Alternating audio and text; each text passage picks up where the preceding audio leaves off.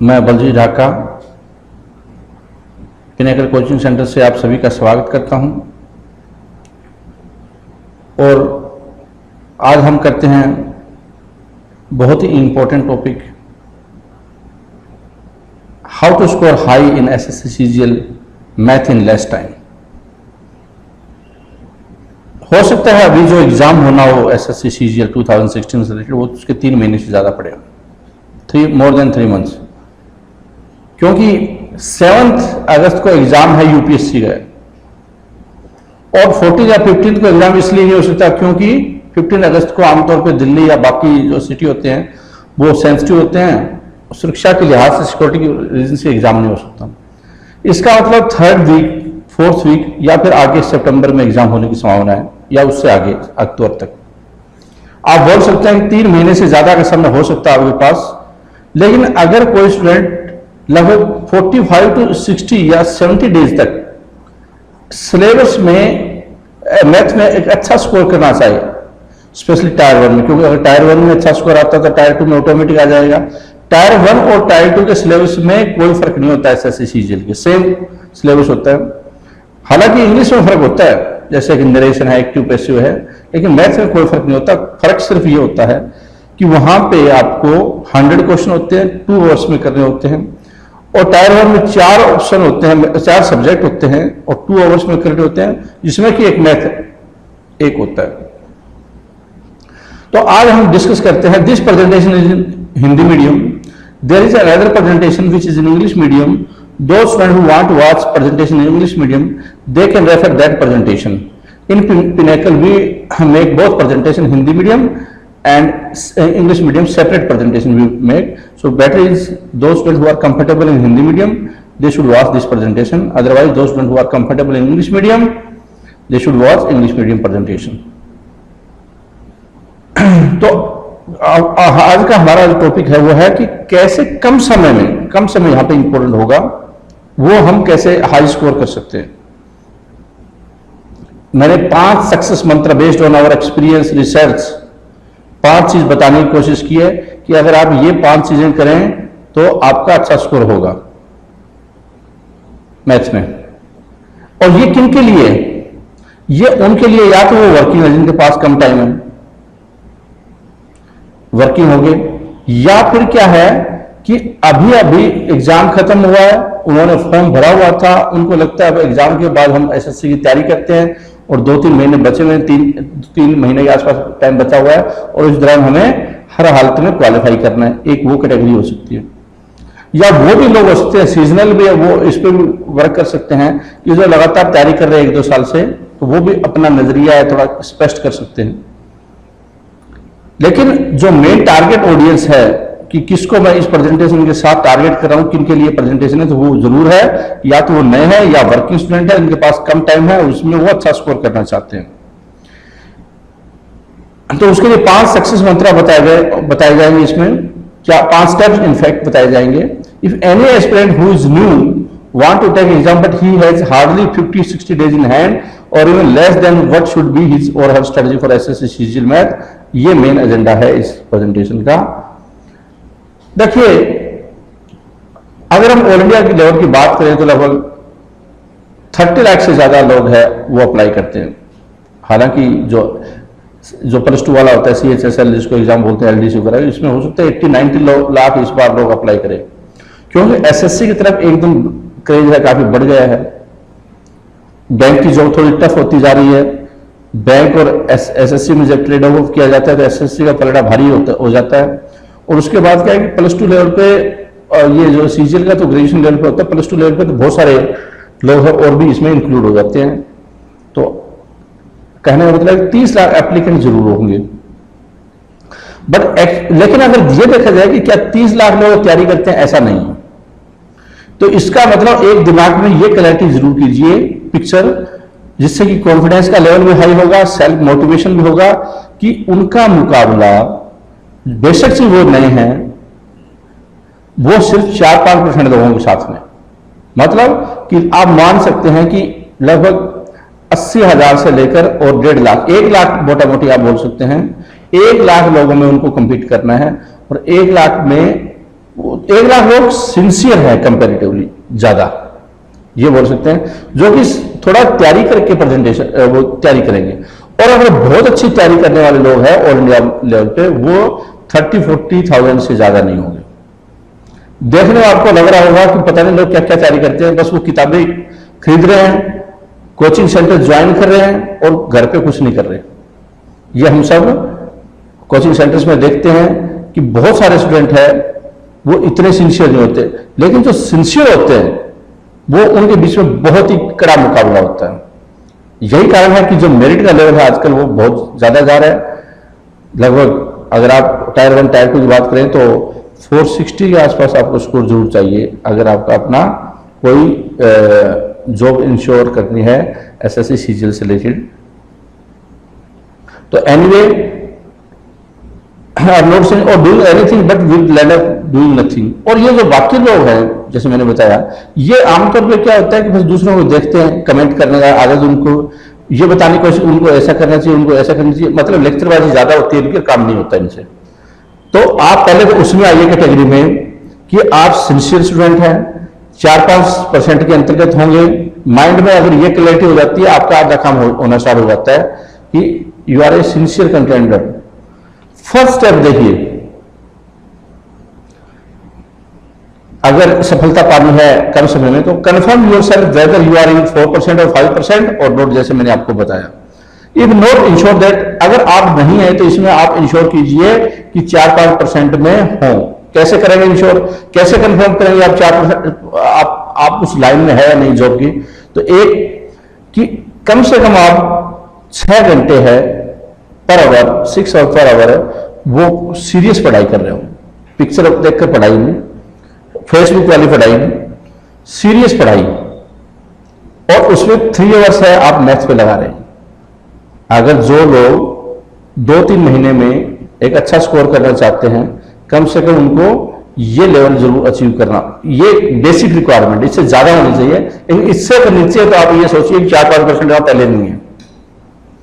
दूसरी बात आप देख सकते हैं, if not first ensure how will you manage this minimum requirement है। और अगर आप इसमें नहीं आ रहे हैं तो आपको यह सोचना है कि मैं ये टाइम कैसे निकाल सकता हूं, और उसके लिए क्या करना पड़ेगा आपको। आप सुबह 4 बजे से लेकर रात को 11 बजे का टाइम है वो डिवाइड कीजिए पर आवर, इसको टाइम मोशन स्टडी बोलते हैं, टाइम मोशन स्टडी बोलते हैं पर आवर। 4 से 5 आपने क्या किया, आपका क्या शेड्यूल होगा, 5 से 6 आपका क्या शेड्यूल होगा, 6 से 7 क्या शेड्यूल होगा। ऐसे अगर जो पर आवर के हिसाब से आप अपना टाइम टेबल फिक्स कर देंगे, बहुत सरप्राइज होगा कि अभी अगर आप, हो सकता है कहीं मुझे लगे ये किस 4 से 5 क्या कर रहे थे या क्या कर रहे हैं, सो रहे हैं, 5 से 6 सो रहे हैं, 6 से 7 सो रहे हैं, 7 से 8 सो रहे हैं। तो एग्जाम के लेवल पे क्या है फिर, तो आप एग्जाम में भी सो ही रहे हैं, कुछ नहीं होगा वहां पे, तो 4-5% आप नहीं है। तो इसको लाने के लिए आप अपना ये शेड्यूल फिक्स कर दीजिए, इसमें आपका 100% 6 आवर्स निकलेगा। टाइम मोशन स्टडी ये फिक्स होती है, क्वालिटी क्वालिटी मैनेजमेंट ये आपको देखना पड़ेगा। तो अगर आपने टाइम डिसाइड कर दिया, इसका मतलब आप उस लाइन में आ गए। दूसरी बात एक और है, एक तो ये तरीका मैंने बताया कि जज करने का कि 4-5% में है या नहीं। दूसरा ये कि whether you are average or above average in academic background, you should take call to prepare for government exam if you are reasonably good in academic or confidence that you can do it. Otherwise, don't waste time. Competition is tough. You can perform extraordinary in other fields. इसका मतलब क्या हुआ? अगर आपने academic background पे पीछे 10th class plus 2 class पे reasonably ठीक परफॉर्मेंस दी है, एवरेज या अबव एवरेज स्टूडेंट रहे, तभी आपको इस कंपटीशन में आना चाहिए, वरना ये कंपटीशन आपके लिए ठीक नहीं है। आपको फिर एक ऐसा फील्ड करना चाहिए सिलेक्ट जिसमें आप बेस्ट कर सकते हैं। जैसे कि एग्जांपल के तौर पर रूप तेंदुलकर ने स्टार्टिंग में फास्ट बॉलर बनने की कोशिश की। जब उसको लगा कि वो फास्ट बॉलर नहीं बन सकता, उसने फिर बैटिंग करनी स्टार्ट की। बैटिंग में उसने बहुत अच्छा किया। अगर वो उसके साथ चिपका रहता फास्ट बॉलिंग के साथ में, तो उसका जिंदगी में कुछ नहीं होना था। वो कॉलेज लाइफ पे ही वो डेड हो जाता, और पढ़ाई में आप सोच सकते हैं कैसा था। तो आज वो कहीं का नहीं होता, कहीं मजदूरी कर रहा होता, जबकि आज के टाइम में आप सोच सकते हैं वो कहां पे क्या स्टैंड हो रहा है। तो फर्क क्या हुआ कि आइडेंटिफाई किया उसने कि मैं कहां पे अच्छा कर सकता हूं।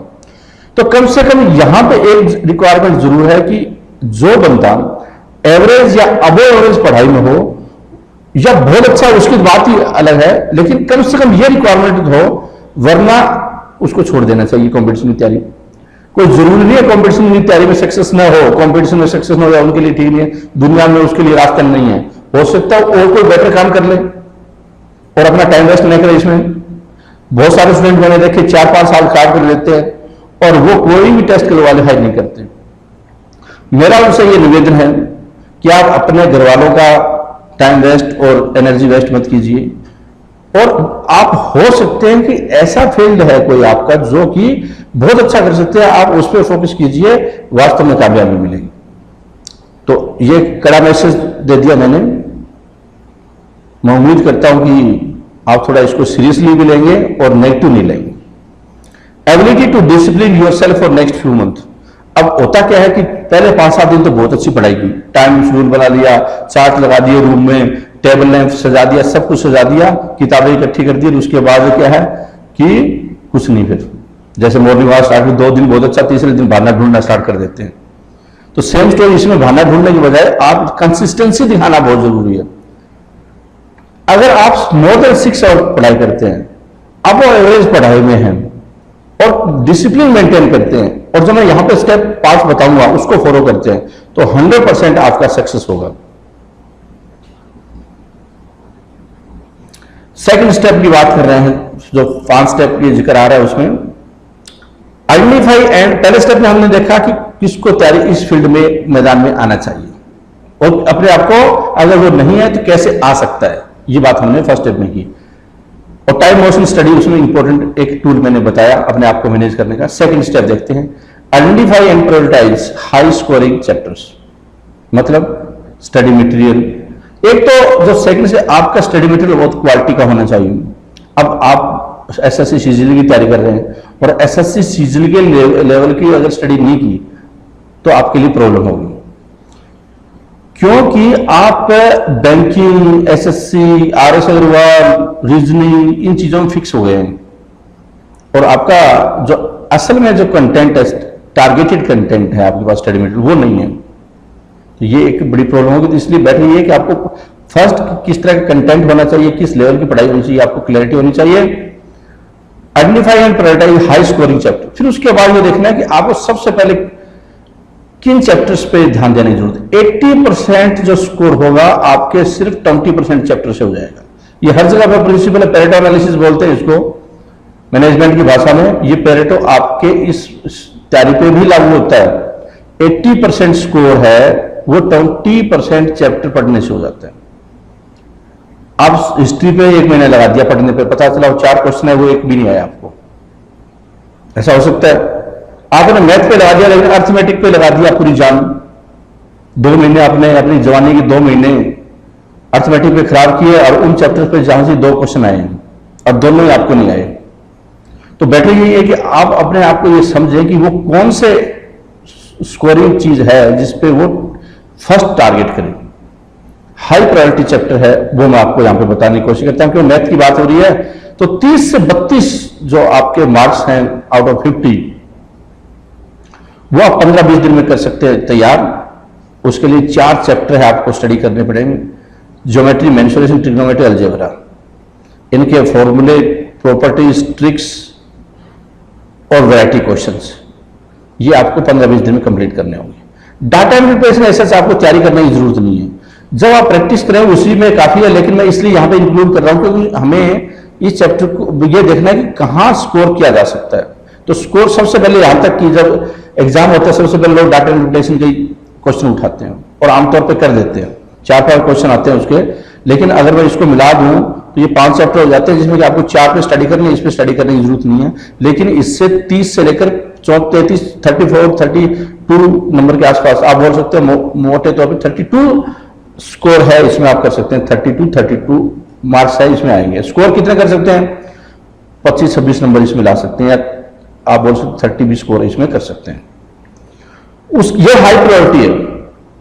अगर आप इस पे फोकस नहीं किया और अपना टाइम खराब करते रहे बाकी चैप्टर पे, पता चला आप एवरेज निकाल रहे हैं, कोई पार्टनरशिप निकाल रहे हैं, पता नहीं क्या क्या निकाल रहे हैं, तो वहां पे कोई फायदा नहीं है टक्कर लगाने का।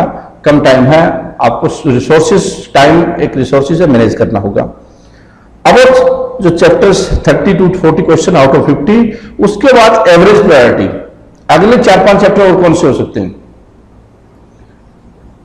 वो अगले 12-15 दिन में आपको कंप्लीट कर देने हैं। आप बोल सकते 1 महीने में आपका सिलेबस 10 चैप्टर होने चाहिए। 10 चैप्टर कुछ ज्यादा नहीं होते, 10-11 चैप्टर है, और 10-11 चैप्टर आपके 43-44 नंबर के आसपास बना रहे हैं। तो ये है number system, discount, compound interest, work and time, time distance, profit loss. फिर उसके बाद आप इनको प्रायोरिटी दे दीजिए दूसरे नंबर पे, पहले वो चैप्टर करने बाद इस पे, तो इसमें आ जाएंगे 10-12 क्वेश्चन के आसपास। आपके टोटल हो गए 43-44 के आसपास। टोटल मैथ्स में लगभग 25 चैप्टर के आसपास बोल सकते हो आप। तो इसमें 11 चैप्टर है, इसमें से 44 हो गया। या अगर 20 भी चैप्टर मान लो, क्योंकि कई चैप्टर है अलग अलग किताबों में आपको मिक्स मिलेंगे, तो आप बोल सकते हैं बाकी 8-9 चैप्टर उससे 6-7 क्वेश्चन आते हैं। और मेरा ये मानना है कि आपको टाइम खराब मत कीजिए इसमें, सीधा फिर उसके बाद प्रैक्टिस पे जाइए और 25 से लेकर 28 दिन या जितना आप टाइम में करना चाहते हैं उसके बाद आगे बढ़िए। These 10 to 11 chapter enough, rest will be automatically covered during practice sets। तो बाकी चैप्टर ऐसे करने की जरूरत नहीं है। अगर आप उन पर भी इतना फोकस कर रहे हैं, इसका मतलब आप वास्तव में टाइम वेस्टेज ज्यादा कर रहे हैं और आपने जो सोचा था कि 1.5-2 महीने में एक हाई स्कोर दूंगा, उसकी तरफ नहीं है आप। फिर वो 3-4 साल का जो पंचवर्षीय योजना बना रहे हैं और उसमें कोई सक्सेस रेट है ज्यादा हो, इस बात की कोई गारंटी नहीं है। Second step, make a larger picture, how will you do it. जो सेकंड स्टेप है मेक ए लार्जर पिक्चर, हमने फर्स्ट स्टेप में बहुत सारी चीजें डिस्कस की है, अलग अलग इसके सब सेगमेंट थे ये जो हमने डिस्कस किए हैं। अब दूसरा जब चैप्टर आता है, अपने प्लानिंग बना दी कि मुझे ये चैप्टर को मैं ऐसे करूंगा, इतना टाइम निकालूंगा, ये मैंने फर्स्ट स्टेप में बताया। अब सेकंड चैप्टर में आप सेकंड स्टेप में आप एक बड़े पिक्चर बना लिया अपने माइंड में, और फिर आप दूसरे, क्योंकि दूसरे सब्जेक्ट है वो भी करने हैं, वो भी आप डिसाइड कर लीजिए कि कैसे करेंगे। तो यहाँ पे सिर्फ मैथ की बात हो रही है, तो मैथ पे आप 3 आवर्स के आसपास डेली कैसे अपने टाइम को लगा सकते हैं, इसमें उसकी बात हो रही है। 3 से 4 घंटे आप कैसे डिवोट करेंगे। मैथ होता है उसमें 60 to 70% टाइम होता है टोटल आपकी स्टडी का लगता है। तो इसमें आपका शेड्यूल क्लियर हो जाना चाहिए, सिलेबस क्लियर हो जाना चाहिए, स्टडी मटेरियल कंफर्म हो जाना चाहिए फर्स्ट स्टेप तक। और फिर आपको डे वाइज प्लान है फिक्स कर देना है। सेकंड स्टेप में डे वाइज प्लान के मैं पहले दिन ये करूंगा जो आपको बताया पीछे। जब आपका ऊपर तक ये प्रोग्राम होगा तो मुझे लगता नहीं है कि अब आपके दिमाग में बहुत क्लैरिटी आ जानी चाहिए कि मुझे क्या करना होगा। थर्ड स्टेप में देखिए, जब हम मैथ कर रहे हैं तो आपको एक तो 400 वैरायटी क्वेश्चन पहचानने चाहिए, या 400 नहीं तो 200 से ज्यादा वैरायटी क्वेश्चन पहचानिए और उन पे पकड़ बनाइए। जैसे कि मान लो डिस्काउंट है, 4-5 टाइप के क्वेश्चन हो सकते हैं मैक्सिमम, कंपाउंड इंटरेस्ट 4-5 टाइप के क्वेश्चन।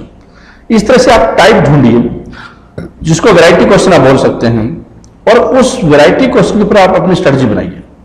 इसका मतलब 400 क्वेश्चन इस पूरे मैथ को रिप्रेजेंट कर रहे हैं, और फिर ये 400 क्वेश्चन आप 1-2 बार कर लेते हैं तो आपके लिए बहुत आसान हो जाएगा इस क्वेश्चन को रिवीजन करना। और उसके बाद डेली रिवाइज कीजिए। इसका मतलब पूरा मैथ है, आप डेली रिवाइज कर रहे हैं, ये आपको बहुत ज्यादा फायदा पहुंचाएगा। अगर मैं पिनेकल की बात करूं तो अगर हमारी वेबसाइट पर जाएंगे आप, वेबसाइट का नाम है ssccglpinnacle.com, ssccglpinnacle.com। वहां पे आपको प्रोजेक्ट फॉर्मेट से रिलेटेड क्वेश्चन भी मिलेंगे। वहां पे 80 प्रोडक्ट्स है, आप उसमें से खरीदना चाहो खरीद सकते हैं, वरना बेस्ट ऑप्शन होगा कि आप ऑनलाइन कोचिंग बैच है वो ज्वाइन कर सकते हैं। काफी इकोनॉमिकल इसकी कोचिंग है, लेकिन डिटेल है, काफी हाईली कॉम्प्रिहेंसिव प्रोग्राम है, तो वो देखिए, आप देख सकते हैं। आप तो 400 क्वेश्चन में आप अपना जो भी नजरिया है स्पष्ट कीजिए कि आपकी पर्टिकुलर क्वेश्चन के टाइप को कैसे सॉल्व करेंगे। शॉर्टकट अगर उसका बना रहे हैं नहीं बना रहे हैं, जो भी है आप उस पर प्रैक्टिस कीजिए। फिर ये बेस्ट तरीका होगा उसको कैच करने का। पूरा मैथ जब हाथ में आ जाए, कॉन्फिडेंस का लेवल हाई होगा, और जब आपका कॉन्फिडेंस होता है तो आगे बाजी आप कॉन्फिडेंस के दम पे आगे की तैयारी है वो ज्यादा आसान हो जाती है फिर आपकी। और ये स्टेप आपका गेम चेंजर हो सकता है साबित, क्योंकि आपके अंदर कॉन्फिडेंस लेवल है वो काफी ज्यादा हाई हो गया, एनर्जी आपकी काफी हाई हो गई है। उसके बाद देखिए फोर्थ स्टेप, अब हमने अभी तक 25 से लेकर 30 डेज का काम कर लिया। अब अगले 15-20 दिन में आप क्या करना है आपको कि प्रैक्टिस सेट कीजिए 50-60 प्रैक्टिस सेट सिर्फ मैथ में, पूरा मैथ पूरे सेलेक्टेड नहीं, 200 क्वेश्चन। आमतौर पर 200 क्वेश्चन में प्रॉब्लम क्या होती है जब आप करते हैं, तो उसकी सबसे बड़ा चैलेंज आता है, आपने मान लो फॉर एग्जाम्पल ज्यादातर स्टूडेंट क्या करते हैं, सबसे पहले रीजनिंग स्टार्ट कर देते हैं, उसके बाद जीके, उसके बाद इंग्लिश, और आखिरी में 15-20 मिनट का टाइम बचता है, उसमें मैथ करने की कोशिश करते हैं और 8-10 या 25-30 क्वेश्चन कर देते हैं। मैं ये समझता हूं कि ये मैथ के साथ जस्टिस नहीं हुआ, या आपकी अपनी प्रिपरेशन के साथ जस्टिस नहीं हो पाया है। तो इसके लिए आपको जो मैथ के अलग से 50 सेट है, आप इसका निकालिए अपने, और उसके ऊपर फिर मैथ को करने के लिए 50 से 60 मिनट का टाइम लगता है, 50 क्वेश्चन जो अच्छे अच्छे स्टूडेंट होते हैं उनको भी। और आप इसको कीजिए, आपने सेट किया, अदालत फिक्स की, ओमआर पे किया, उसके बाद अपना स्कोर टैली किया, क्योंकि आपने सारी चीजें कर रखी थी पहले, एक दो चार चैप्टर नहीं हुए थे वो उसमें कवर हो जाएंगे। उसके बाद आप सॉल्यूशन के साथ देखिए कि आपका क्वेश्चन कहां गलत था, क्यों गलत था, और आपके पर्टिकुलर क्वेश्चन की स्ट्रेटजी क्या हो सकती थी जिससे कि टाइम भी रिड्यूस हो और वो आप याद रखें क्वेश्चन वैरायटी। और जो बहुत ज्यादा वैरायटी आ रही है, आप लिख भी सकते हैं अलग से कि ये वाला क्वेश्चन को मैं ऐसे करना है।